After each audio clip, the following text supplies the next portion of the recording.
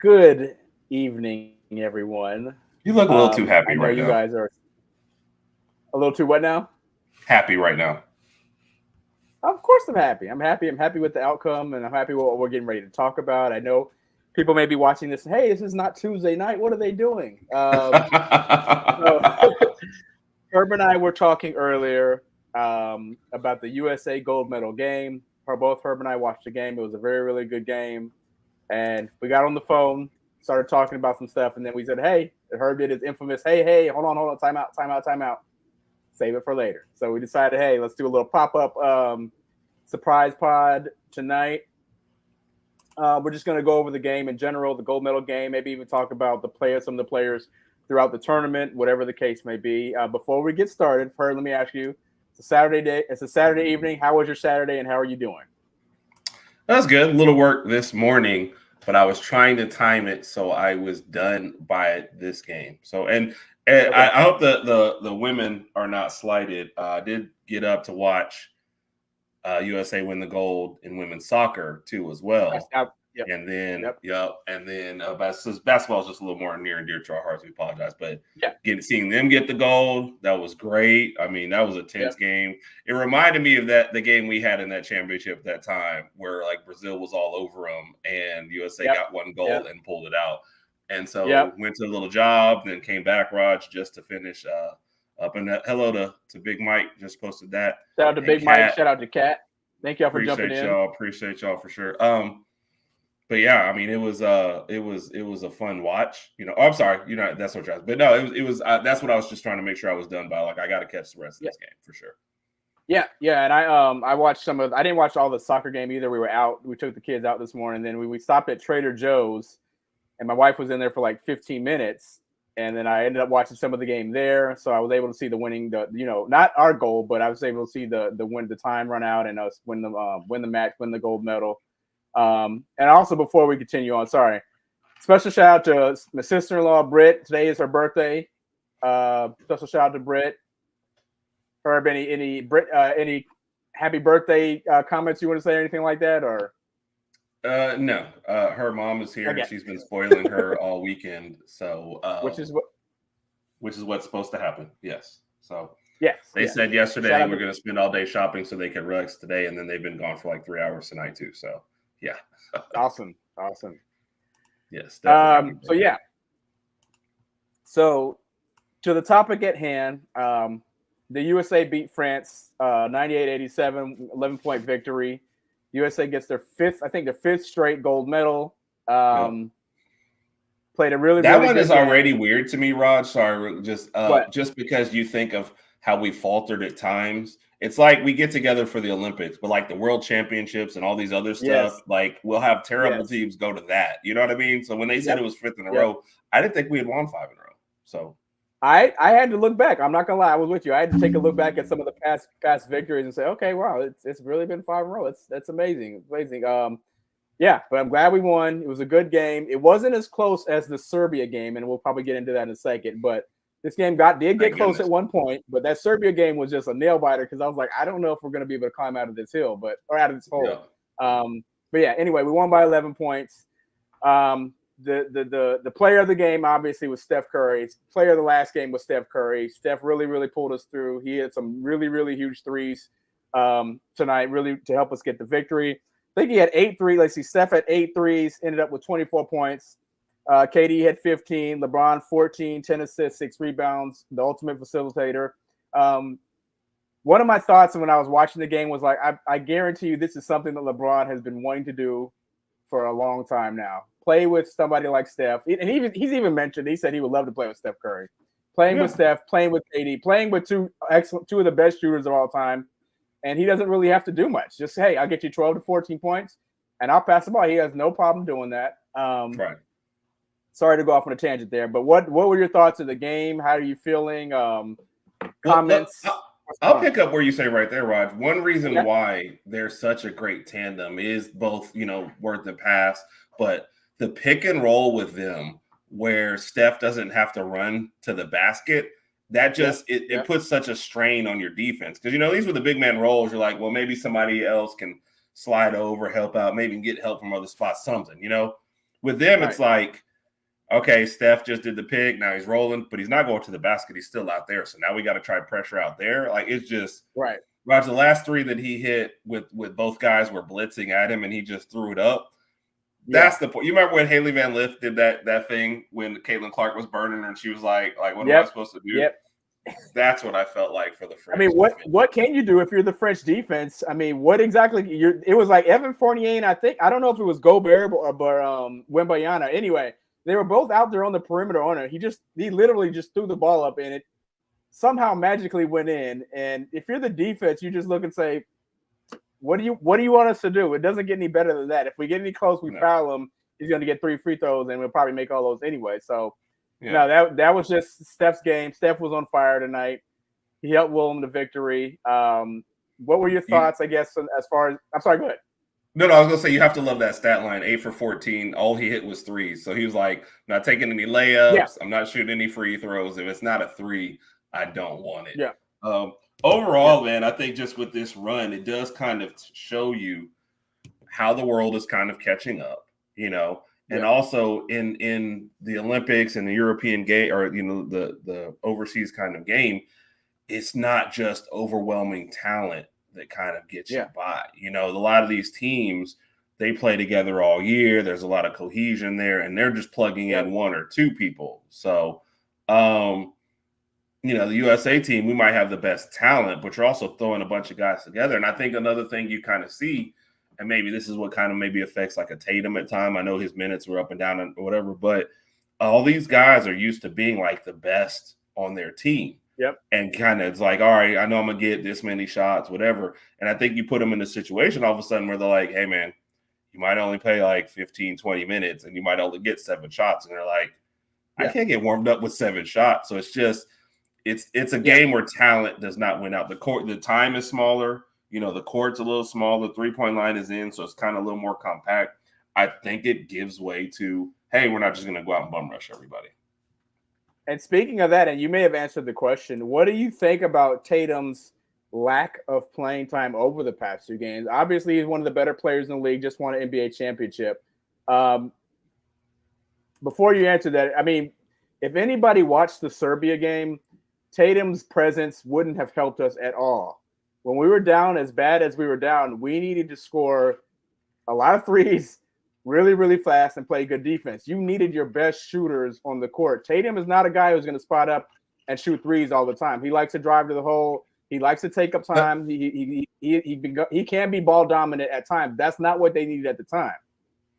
As somebody who you watched the Serbia game, so I'm going to ask you a specific question before I go into the answer on that. Yeah. The rebuttal to that I saw online, so because I didn't get to watch most of that game, was a lot of people thought his ability to switch all the positions and his defensive presence would have helped more. Do you agree or disagree with that part of it? I slightly agree with that. We needed help more on the perimeter. Honestly, even had he been on the perimeter, let me. I don't want to change my answer, but I am going to answer your question. Yeah, I agree. His defense would have helped. We needed help on the perimeter. Bojanovic or whatever, Bogdan Bojanovic, he was just lights out from 3-point line.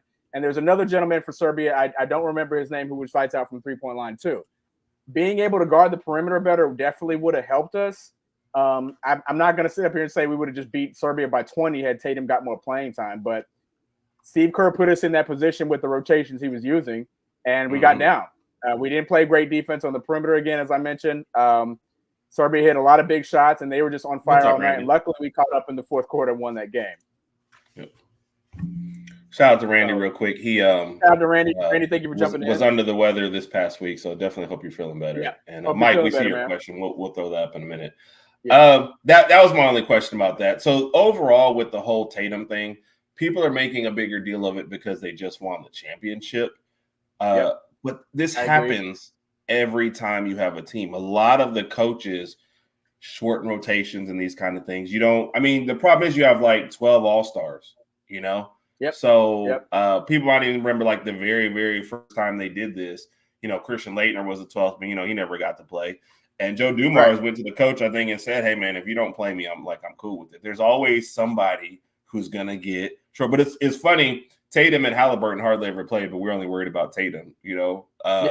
which just kind of does show you the discrepancy, maybe in talent level. But back to the main point, at some point in these, you have to pick a group that you just want to ride with, especially in tight games. And you don't have the luxury of saying, all right, LeBron, Curry, they got it going, but I got to get Tatum some minutes. You just, we didn't see anybody. LeBron had a 30-second break down the stretch against France, right? Yeah. Like, I think he went out and he was like basically right back in the game. Like, you're just going to stick with the core group. And I think that's just what he did, Yeah, So, one of the reasons, even though LeBron is 39, but one of the reasons why Kerr keeps him in the game is because he is the ultimate facilitator. When he plays with a team like this and he's got shooters on the perimeter like this, he has absolutely no problem giving the ball up.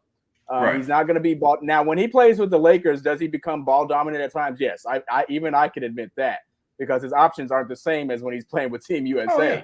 So when he's on the court nowadays, I mean, he's like, dude, give me the ball, I'll bring it up the court, and I'll get it to the right person. He makes the right passes.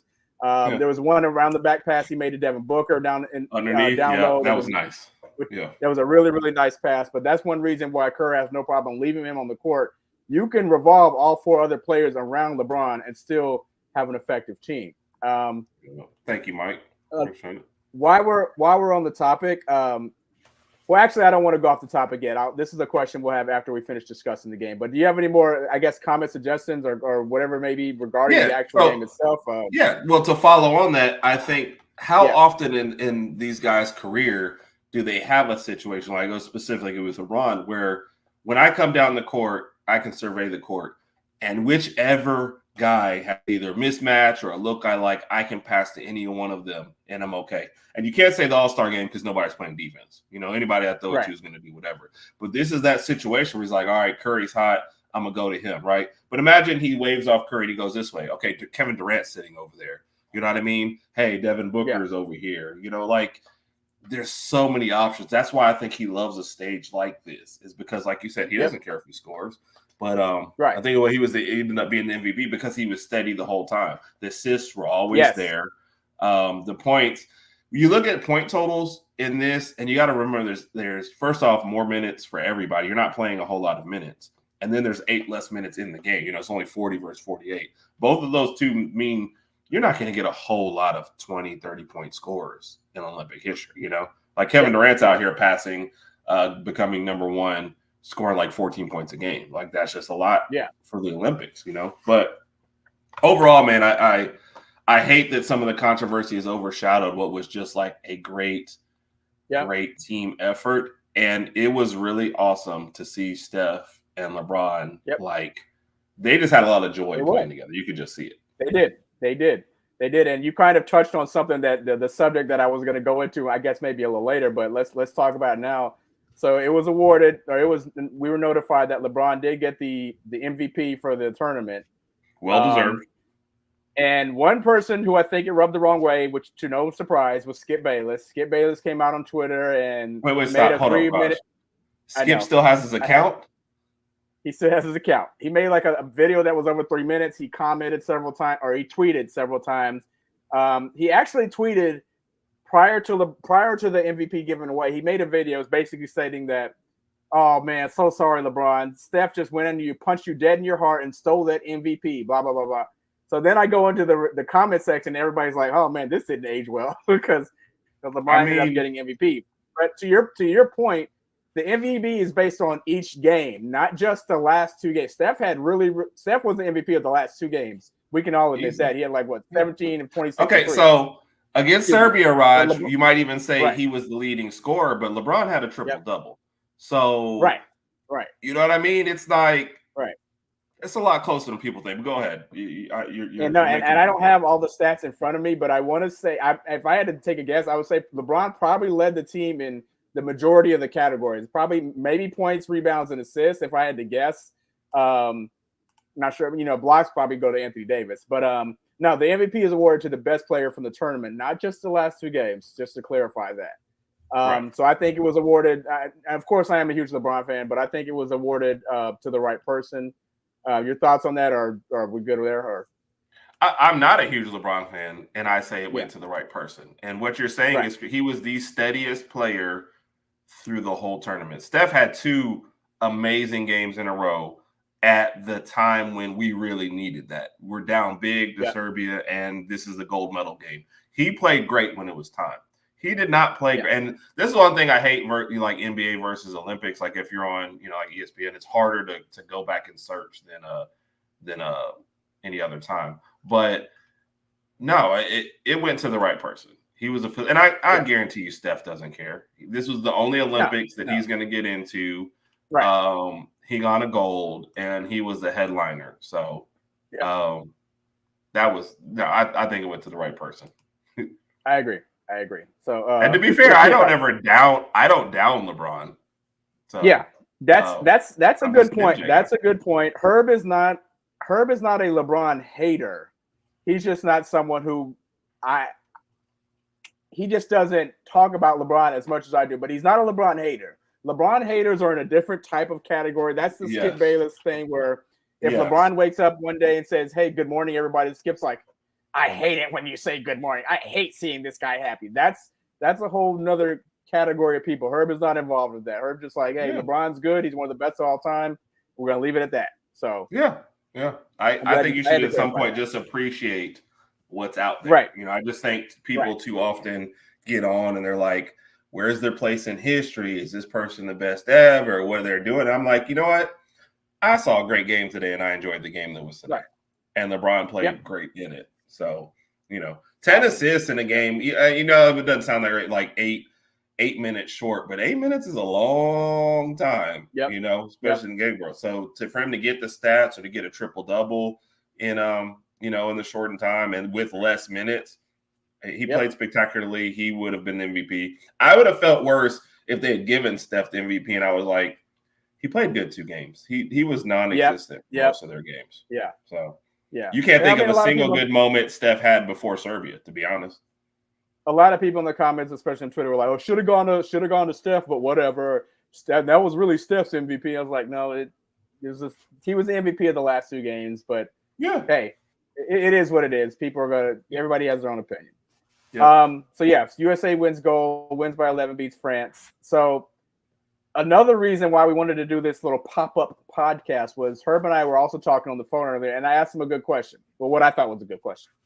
It was a good question. What is the future of USA basketball now? The reason I posed that question is because we can only imagine this is LeBron's last Olympics. He'll be 38. He's 39 now. He'll be 42, going to be turning 43 of that year of the Olympics. Steph already said this is his only Olympics. He's finished. And we can only assume that KD won't be returning. With that being said, if we had to take a look at the 2028 roster, I would say Anthony Edwards, Devin Booker, Tatum, and Brown. Depends on what team Embiid wants to play with that time, or what country he wants to play with. And maybe a few other guys. I guess I could say Tyrese Halliburton because he's on this one, but I have absolutely no idea what he's going to be doing. He didn't really contribute this year. I don't think they really needed him, to be honest. There are younger guys out there who people may not be familiar with. Cooper Flagg, he's going to be his first year at Duke next year. He might be on the roster. John Morant, maybe Jaylen Brown. Who knows? Who knows? But with that being said, I told her, that's a total homer pick, but it's somebody I forgot, and you're 100% correct on that, Mike. 100%. That could be it. Brandon Miller could be in there. He's a heck of a two-way player. He could shoot, play defense, everything. So we would love to see Brandon Miller on the team. So, what do you think? What does this say about the future, knowing that there's a possibility the perimeter shooting may not be there 4 years from now? And again, I could be wrong because I don't know who's going to be on the team. But how are we going to make up? How do we make up with that, or make up for that? So it's interesting. In my head, I'm sitting here and I'm trying to think of the names that you've forgotten. And I'm realizing that you could make like a top 5, top 10 list in NBA, and not include a lot of Americans. Because I was like, you haven't even mentioned SGA. I was like, oh wait, he's playing for Canada. You know what I mean? Luka. Speaking of that, the Canadians didn't even. Were you surprised? Sorry to interrupt you. Were you surprised that the Canadians didn't even make it to a medal game? Or because when I saw the roster, I was like, go ahead. I'm sorry. I think there was a scoring issue for them. And sometimes a guy like SGA, when he's your main guy, because he's so good at getting the lane and doing the the mid-range game. But because you in FIFA, you can just camp out in the lane. Sometimes that's not as open, especially against a team like France when they decide to play the Twin Towers. So the game is just so different that the space is not the same. You know, that's why you didn't see a whole lot of guys just going one-on-one. It's a little more compact. There's always somebody waiting in the lane. Like that's why outside shooting is a little bit more. So I wasn't as surprised as that one. So I thought Germany, with the way Schroeder and Wagner were playing, I thought they'd definitely be able to take them out. And I mean, France is the home team. So it's funny, by the way, this is not where you were going with, but France made a run when they decided to sit Gobert. So Embiid made a comment somewhere where he said he's like the most hated NBA player. And I was like, no, it's Gobert. Like nobody likes Gobert. Yeah. And did you hear about what Gobert said? He said he got sat down because he had surgery on his finger, and his coach said, no, there was no surgery. So that's they sat him down because he wasn't really contributing. What was he doing? I mean, he's not scoring really. What let's take a look at, hold on, while you're on the subject, let's take a look at Gobert's stats. Gobert he had 2 points, 3 rebounds, and an assist. I can honestly say I don't remember him being on the court. You know, he's been. I mean, Wembanyama had a great game. What, 26? Yeah. And the other guy who dunked, I'll admit this, 26, the guy that dunked on LeBron, 7 and 2, yeah, the guy that dunked on LeBron had 20 points too. He was a pretty good player. Gobert didn't really contribute to the team at all. So I mean, I don't know what he was really doing out there, to be honest with you. Yep, agreed. So, but back to your original, I think, like I said, Edwards, Tatum, Brown, like those will probably be your stars, like kind of leading you to the next year. Seems like you might be missing a big man or two going into that for sure. But other than that, like the talent will be there. I could see, Raj, it being like normal 2 years from now or whatever, when the world championship comes up. I think that could be a rough one. You know what I mean? Yeah. But they'll kind of figure out the team a little bit more. We're probably missing a shooter that we're not even thinking of. And I think by the time the Olympics come around, they'll have a better grasp on who they want on that team. And I think I'd be surprised if Durant was still back there. You know, Steph gone, LeBron gone. This is probably a good swan song. So, which this is Mike's earlier question. What do we name this team? The old guys. That's what I might call this. You know, it's interesting with all the young talent they have and all that. The people that you saw out there were like the names, you know, the bigger guys. So it was nice to see, man. It was nice to see. But I think for the future, Raj, they'll still be fine. They need a big man, though. I don't know. I don't see Embiid dragging himself. No. I don't know if Embiid will be there. And if people are thinking Anthony Davis, let's keep in mind Anthony Davis is 31 now. He'll be 35 during the next Olympics. And he was lucky to hold up through the regular season and to hold up the Olympics without getting injured. I don't see him taking that risk at 35 of playing an NBA if he's still in the league, playing an NBA season and then playing the Olympics after. I just don't see that happening. So I don't see AD in the next Olympics. And again, you know, I don't know who Embiid's going to want to play for when that time comes. So, but there's probably some other big men out there that we just haven't mentioned right now. So and Bam Adebayo, we're kind of ignoring his contribution. He's probably he's well suited for the Olympic game because he's so versatile. Great defender, great passer, you know, and can move around. So he's probably somebody that you'll look for in the future and stuff. Like I know he didn't have that great a presence in this game, but we didn't really. I mean, Anthony Davis played 20. Was Davis the one that was on the floor at the end? I'd have to double check. Steph, LeBron. That's what I would have to see. I'd have to double check. Yeah.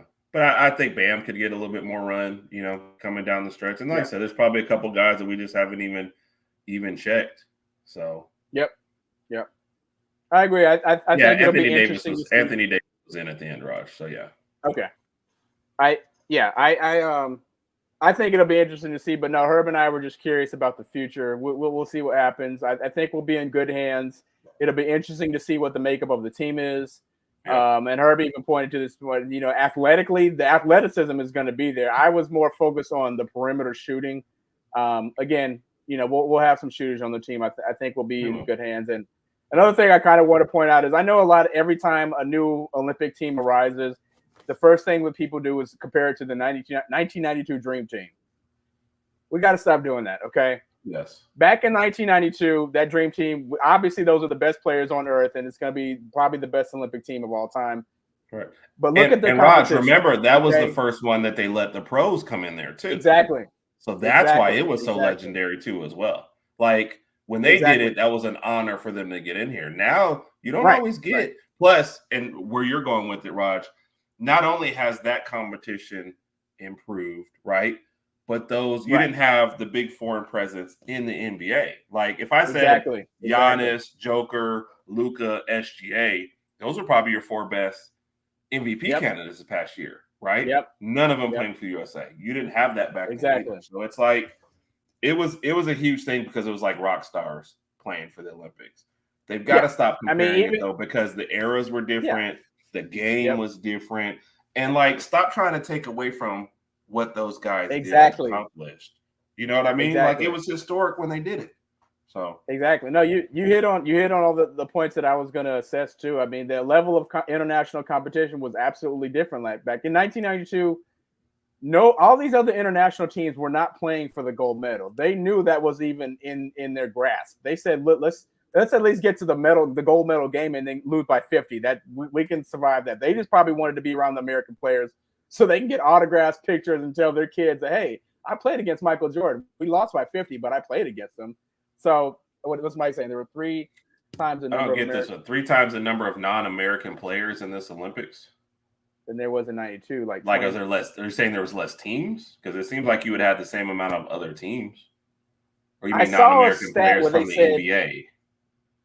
I know I saw a stat where it said back in 92, the number of international players in the NBA was like 6 or 7 like that. And then nowadays it's like 54. So obviously that's different there. But even if you go back and watch some YouTube highlights of the 92 Dream Team, they were not playing against like tough international competition. And keep in mind, guys like Larry Bird and Magic Johnson, they weren't necessarily in their primes. If you remember, Larry Bird retired right after the 92 Olympics because he didn't play in 93. He said that was it. I'd finished. We know what happened. Magic Johnson had to retire a little earlier. Now, Jordan was in his prime.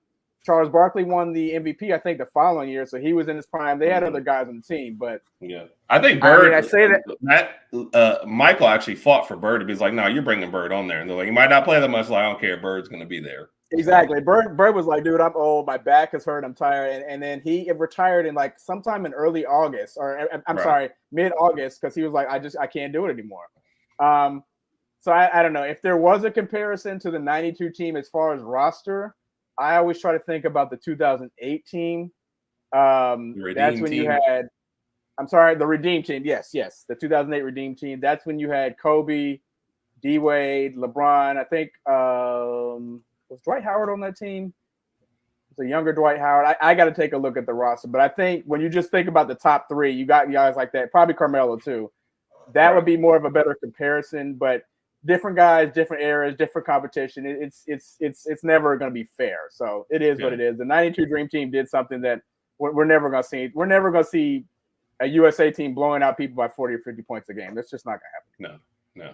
And you're saying, non-American from the NBA. I'm honestly shocked that they had 20 foreign players from the NBA, non-American players in the Olympics in 92. Because I remember when Tony Kukoc came over, that was huge, So I'm they want to bust him down, man. But like I said, now you can make a top 5 list and not even include an American player. So it's the league has changed. The competition is catching up. But I do think I think the team and to your earlier point when you're asking about outside shooting, this was Steph's first one, and we still won 4 in a row. So they'll find somebody. It's not like. You don't need like 3 or 4 shooters, on something like this. You show your rotation, you get one guy hot. Edwards can shoot from outside. Tatum, if he gets going, can shoot from outside. You only need a couple. So I think they'll be fine. Yeah. And there's definitely some names that we didn't mention that if we had some more people chiming in, they'd definitely be like, oh my God, you forgot this name. So I think they'll be fine. Yeah, I think so. I agree. And before we jump off, we do want to remind people that the women's team plays. Is it tomorrow morning? I want to say, is it you have the time down for that one? The women's team is playing France tomorrow morning, I believe. So please check out that game. I know. I'll definitely check out as much as I can. Oh yeah, I will be on that one. So 8:30. We'll definitely check they out. throw me off now because like the bronze game for today, the Serbia versus Germany, was at like 4 o'clock in the morning, and then the men played at 2:30. So that was weird. And like for tomorrow, it's a 4:30 game for the bronze, and then USA versus France at 8:30. I think USA takes it probably quite easily. Yeah, I agree. I agree. I'll still be up for that one. Yeah, I agree. Well, I think for USA Hoops, that might close it out for the night. We want to thank everybody for joining in and listening in. We just wanted to give our perspective on the future of USA basketball, and we both agree that we're in good hands, and hopefully more gold medals to come. Herb, any last comments? No, Raj, it was a great idea to jump on here, man. I always love hearing your knowledge and everything you bring to the table, man. It's just along for the ride over here. Yeah.